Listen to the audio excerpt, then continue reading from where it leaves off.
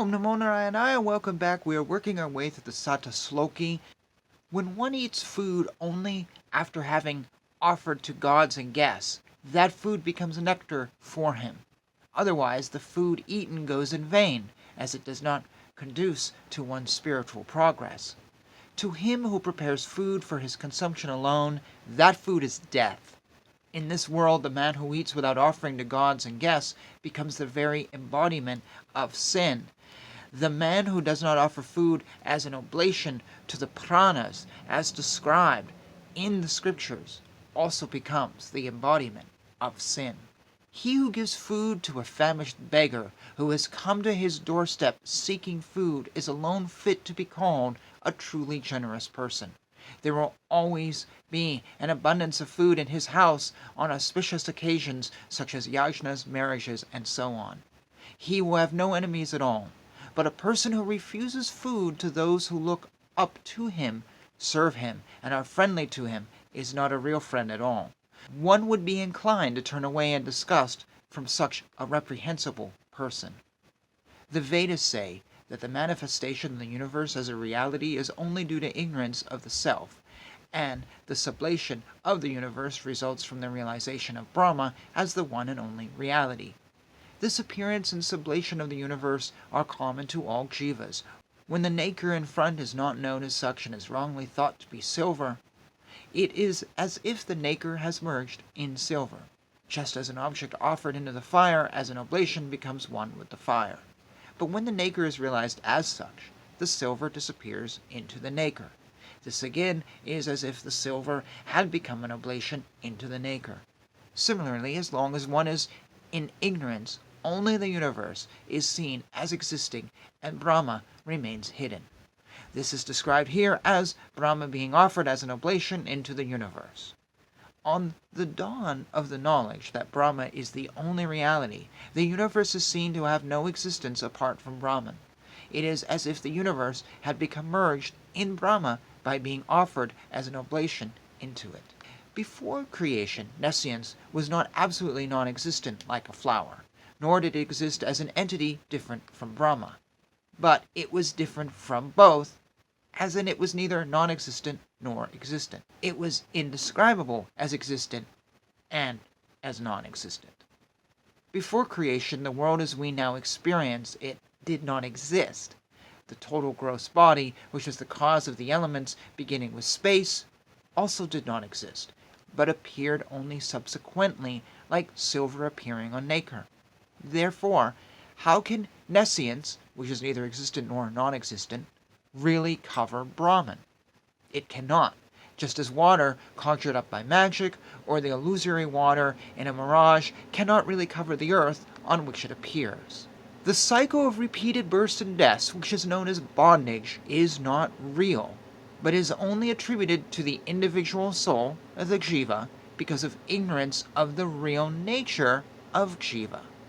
If bondage does not really exist, it follows that liberation is also not real, because there can be such a thing as liberation only if there is bondage in the first place. There is no night or day in the sun. The concept of night and day is based only on the sun being seen or not seen. Brahma, which is pure and without a second, existed without the limiting adjuncts in the form of the vital air and sense organs before creation started. At the commencement of creation, Brahma, by association with Maya, appeared as the creator. This creator is not in essence different from Brahman.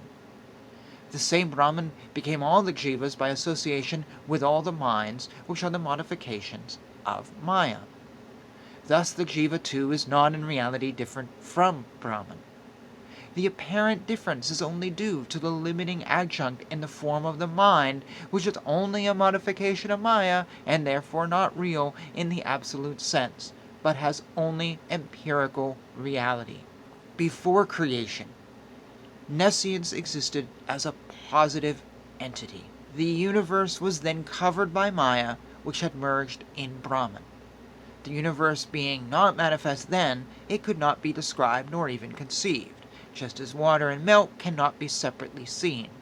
At the end of creation, When the fresh creation is to begin, the will of the Creator is prompted by the vasanas resulting from the continuous actions of all Jivas during the past cycles of creation. Maya then becomes transformed as this world of innumerable names and forms in conformity with the past karmas of all the Jivas. This Maya has four great qualities. It is ever youthful and ever new. It has the capacity to make what is impossible happen. Every action undertaken as a result of this Maya is sweet in the beginning. Maya conceals the knowledge about Brahman contained in the Sutras. Ishvara and Jiva both dwell in this Maya like two birds on a tree. The Jiva experiences external objects through the sense organs and feels happiness or misery, while Ishvara is not affected by them. Ishvara is totally unattached. The Jiva, being immersed in the ocean of nescience, forgets his own nature as Brahma and sees the world of multifarious names and forms as real, though they are only appearances and have no reality apart from the self.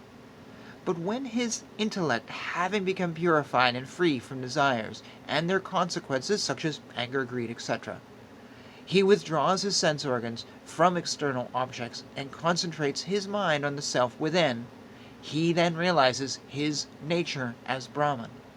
Then Maya gives up her control over him and he too frees himself from Maya. This one self is described by the sages as having taken the form of various gods, but this is only for the purposes of the ritualistic portion of the Vedas. In reality, the self, the Brahma, is only one without a second. The indwelling self, being non-different from the Supreme Self, Brahma, is infinite and so all-pervading.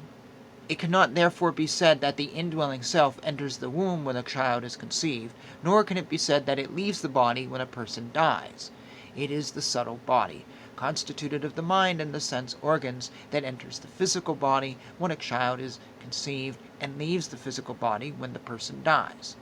Birth is the entry of the subtle body into the physical or gross body, and death is the departure of the subtle body from the gross body.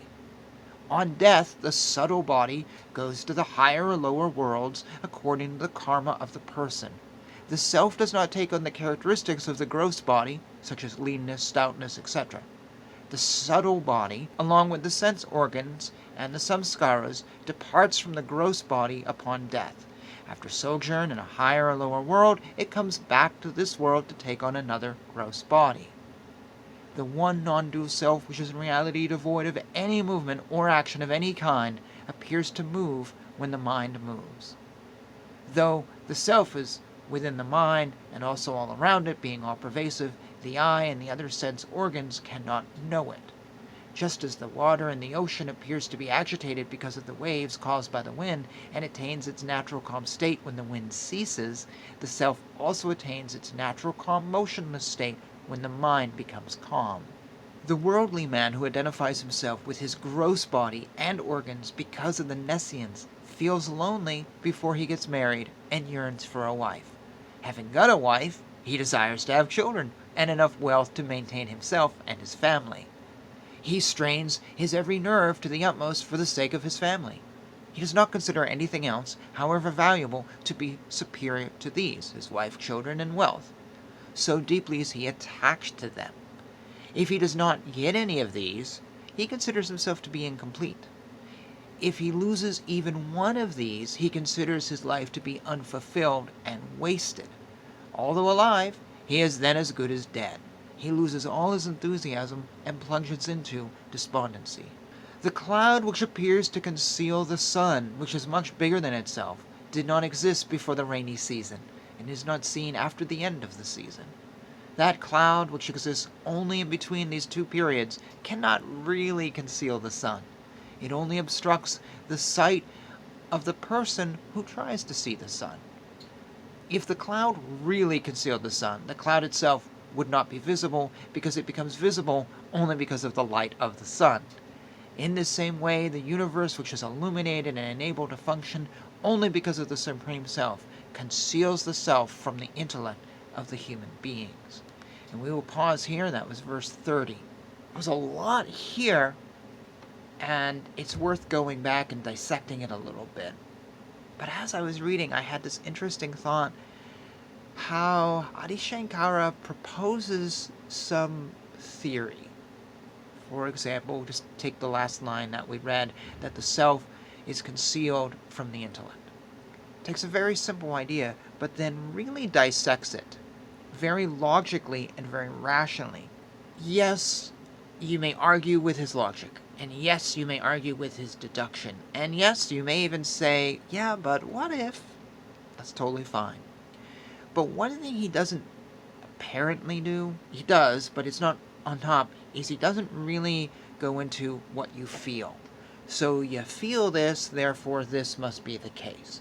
You feel that the self is hidden from the intellect, yada yada, so it must be the case. No, he comes at it a little bit different. You notice the sun, how it's concealed by the cloud, and it has to be such due to this logical relationship between these two entities. I have read so many modern books by modern teachers. I don't anymore, pretty much, because I can't. And so many of them, though, rely on what you feel. Do you feel that you're not in touch with your intellect? When you sit and have a cup of coffee, do you feel the heat of the coffee? Well, that must mean, well, I don't know what it means, but if you pray, you'll find that the heat of the coffee is interacting with your aura, and do you feel yada yada? No. It's I swear there's very few teachers out there today who take this approach by Adi Shankar, and they're logical and they're rational. It's all about feeling. It's all about what you get. It's all about illogical rationality. I don't see a teacher talk in the way Adi Shankar does. And it just struck me, and I might be wrong about this. There might be lots of teachers out there who are incredibly rational and incredibly logical and just dissect an idea right out. I haven't seen it, though. I haven't seen it. Here in America, with our modern world of, I don't know, teal swans and Deepak Chopras and Sadhgurus and whoever else, it's all about your emotions and what you're getting and what you're feeling, and that's so important. Your lived experience. He tries to really relate this stuff to things that have no lived experience and have no emotions. For example, in the beginning of what I read today, he talked about silver. Silver? Really? I don't know. Is this silver? Silverware, so I guess it's close enough. There's no emotions tied into this. There's nothing here. But this is what he uses to teach with. He gives you an example. It's very basic. It's very straightforward. Here is a spoon. Here's how we relate to it. And here's how it relates to this theological thing. The end. Your thoughts, perhaps? If you have anything you would like to add to this conversation, you know the routine. And we will pick up this in the next video. Thank you for hanging out with me. As always, I really do mean that. Hare Krishna, Krishna Krishna, Hare Hare, Hare Rama, Rama Rama, Hare Hare.